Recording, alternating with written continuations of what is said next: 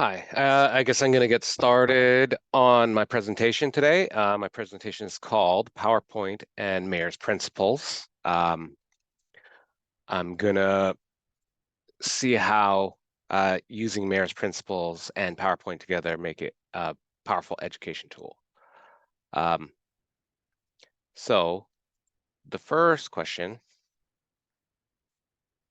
I have to ask is, actually, the first thing I have to talk about is my Creative Commons license. So it's attribution. Anybody can distribute, remix, adapt, build, even commercially, as long as they credit for original creation.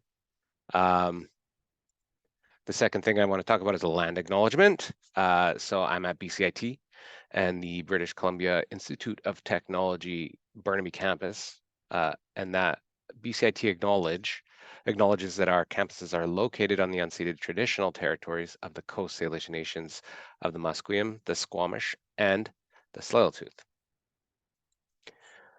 And as far as accessibility and inclusion, so my name is Jason Buer, my pronouns are he, him.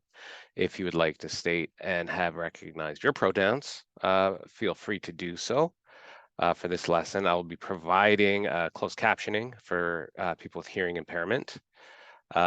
You'll have to enable this in your Zoom settings. And if you have any other accessibility needs, please let me know, and I'll do my very best to accommodate and address them. So what is PowerPoint? So PowerPoint is an incredibly powerful presentation tool that allows you to communicate information through many different modes and media. It's seamlessly infusing text, pictures, videos, narration, and creating a cohesive and efficient story. So that means you can use PowerPoint to communicate. You can communicate in many different ways, pictures, videos, everything all seamlessly working together. And some of the benefits of using PowerPoint in your presentations are that it's standard. PowerPoint is ubiquitous. It is the most prolific presentation software on the market today. If you do a presentation in business, education, any kind of multimedia presentation, it's probably made with PowerPoint. It saves time. It seamlessly incorporates multiple modes of communication, allowing you to communicate more efficiently. You can get to the point, things are concise. You can use a picture instead of text. You can give talking points. You can do quizzes. It can integrate a lot of different programs into it, and it integrates into a lot of different programs. Right now, I'm using it integrated into Zoom. So PowerPoint is working as my background. So my presentation has become my Zoom background, so I can talk in front of it rather than in a box. It's everywhere. PowerPoint is basically what you use, I think, more than anything in the world, and that means that there are a lot of different things available while using PowerPoint as far as templates. There's templates for everything. There's quizzes, there's clip art. There's so many different things you can use with PowerPoint. It's also really well developed. It's a good program. Excuse me. How does PowerPoint address education and the 4 E's of education? So that's kind of why we're here today.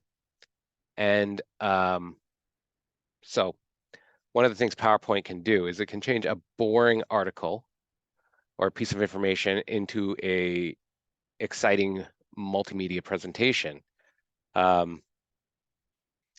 Exciting, engaging, educating, and evaluating. Using Richard Meyer's 12 Principles of Multimedia Learning, you can create effective, engaging, and exciting multimedia presentations that will ensure you maximize your learning and engagement. So Richard Meyer developed his 12 Principles of Multimedia in 2001 and published a book, A Cognitive Theory of Multimedia Learning, after years of research and practice. I could go into that, but it's a whole nother presentation. They've proven relevant even today. So from 2001 to current, they're being refined. As you can see, the citation on the bottom of this cheat sheet for Myers 12 Principles is from 2017 revision. Using these principles in a multimedia presentation will help ensure effective learning and engagement. So the first thing we're going to go, the first E would be excite. So everyone has been part of a boring PowerPoint presentation. There's a lot of canned teaching, a lot of courses that are really, really boring PowerPoints. There's so many slides. They're really monotonous voiceover. It can take everything you have to stay awake through the droning. However, many things can be done to make the presentation both interesting and informative. So you can make things more exciting by keeping things concise. This uses the coherence principle. You can trim the fat of your presentation by removing anything not relevant to your learning goals. This will free up cognitive capacity for processing essential material. So as you can see by this graphic that I got from a really interesting article on this that I cited at the end, Water Bear Learning, the really good cartoons that kind of illustrate how all these principles are effective. But yes, if you take out all the nonsense, take out all the extra text, it's a lot easier to concentrate on what's being said, and you can use the picture or graphic to speak for itself.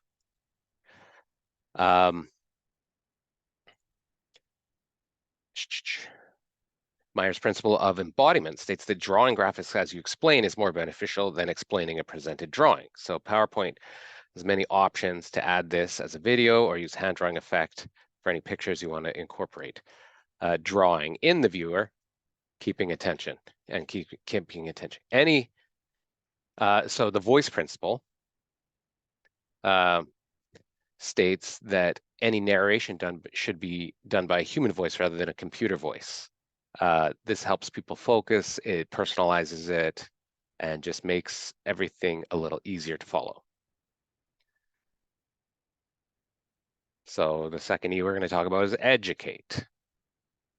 PowerPoint has been used in education for years as well. It's perfect place. Multimedia presentations in education, if you want to learn something, it's a great way to do it. So applying Myers principles to your multimedia presentation can ensure you maximize learning and retention, and you can use slides to segment your presentation. So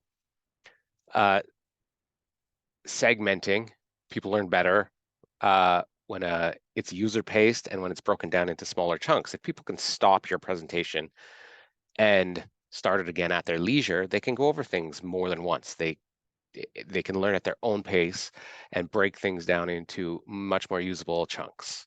So if you allow for self-pacing, following this principle, it can give your students time to process the information and learn at their own pace and probably retain things a lot better. So the spatial continuity principle is when you can place printed words near the corresponding graphics, not way off in space. If you keep things all together and focused, and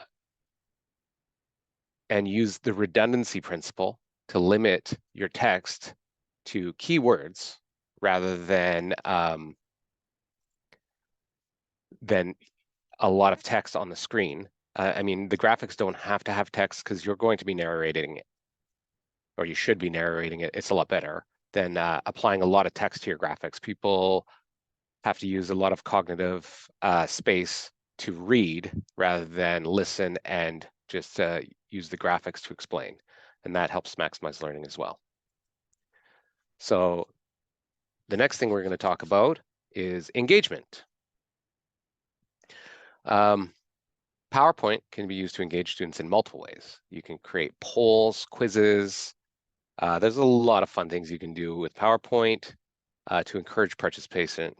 A way to create engagement would be have a slideshow of upcoming lessons on screen as people walk into the class, uh, as per the pre-training principle. You can have graphics uh, like this one with you know uh, different parts of what you're learning about listed.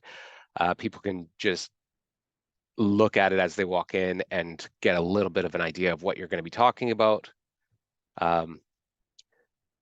Another way, small quizzes at the end of a segment and unit of learning can also engage students and reinforce learning of that unit. The next thing we're going to talk about is evaluation.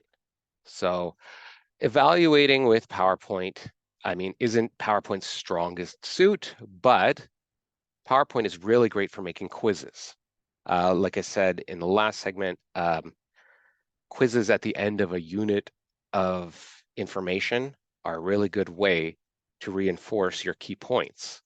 You can have 10 questions, 15 questions at the end of each unit of your presentation, and those questions can pertain to all your key points, and it's a really good way of evaluating whether people are paying attention, also reinforcing the learning that you went through.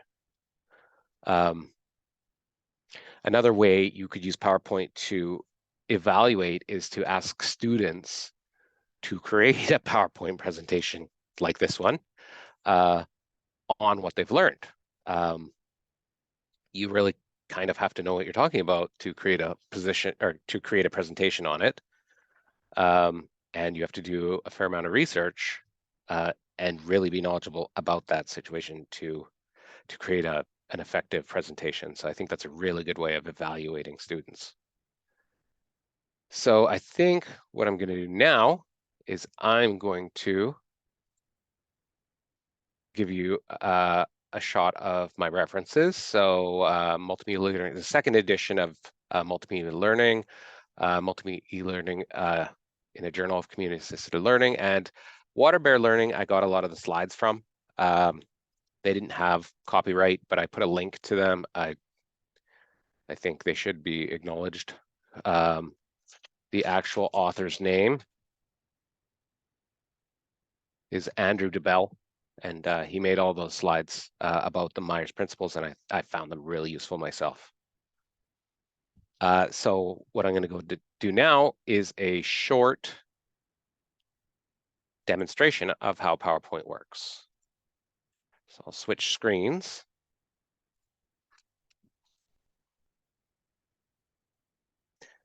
To this PowerPoint.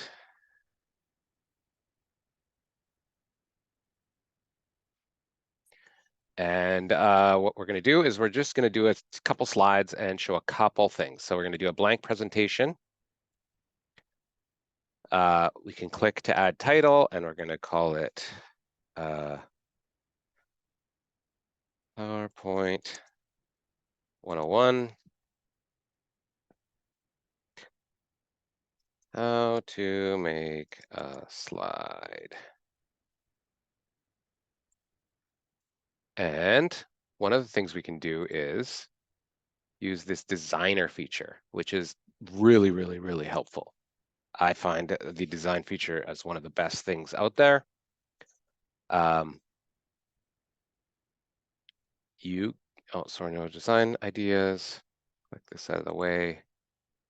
I'll shorten this up a bit.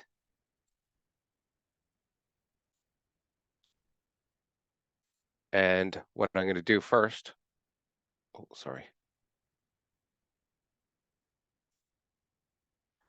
is insert something.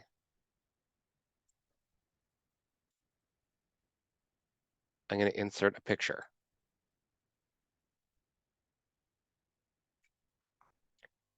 And I have to get my share screen out of the way first because I can't see what I'm doing. Insert a picture.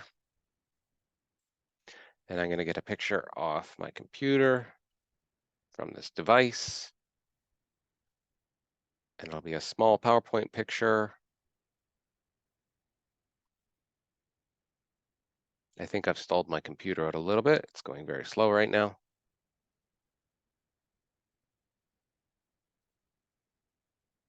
So I'll just get a PowerPoint 101 picture, insert, and there it is. Now, what I can do is I'll move this.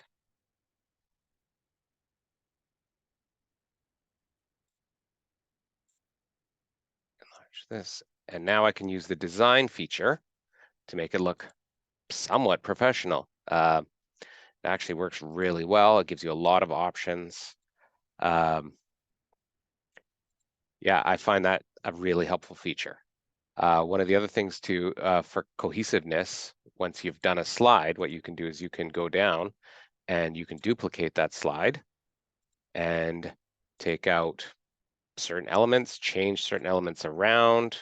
Let me move my screen sharing out of the way again. Put it off screen. And then I can add a different picture, a different title, different texts. I can call it duplicating a slide.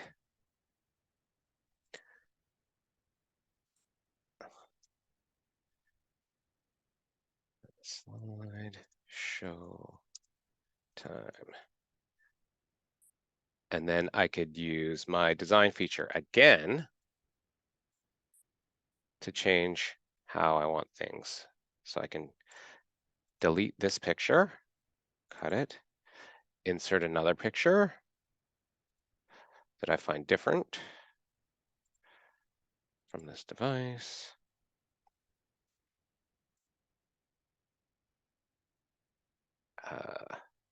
I'll do one on,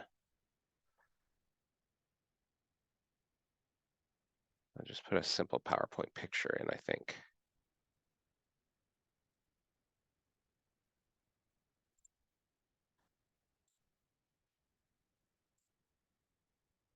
There. And I can change the entire look of it. Then I could add a new slide if I want. And it gives you many, many options to do almost countless things. You can add videos, you can add animations, you can use templates. There's so many templates to use to create Jeopardy-like games, to create countless quizzes and games. There's integration programs. PowerPoint is really powerful, really quite easy to use at a basic level, but capable of so much that it could take you years to really excel at it.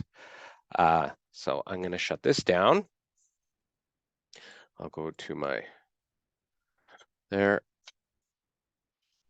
And that's just a quick little tutorial on how to make a slide.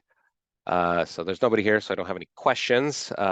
But I just want to say in conclusion, I think PowerPoint is an incredibly powerful tool in the creation of multimedia presentations, both in education and industry, to the point it has become industry standard. And when used in conjunction with Myers 12 Principles of Education, can maximize and enhance the learning experience, exciting and engaging learners.